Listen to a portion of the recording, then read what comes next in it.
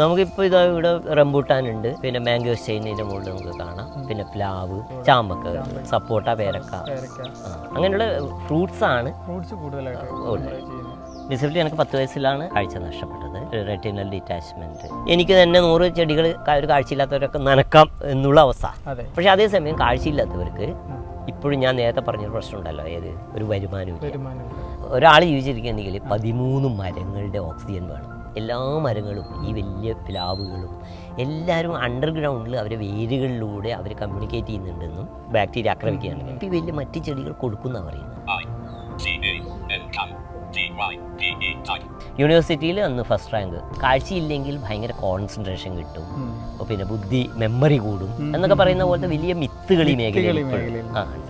ഞാൻ വായിക്കുന്ന അത്ര പുസ്തകം ഇപ്പോഴും ആരും എൻ്റെ വീട്ടിലോ അല്ലെങ്കിൽ എൻ്റെ ചുറ്റുപാടുള്ളവർ വായിക്കുന്നതായിട്ട് ഞാൻ കാണുന്നില്ല.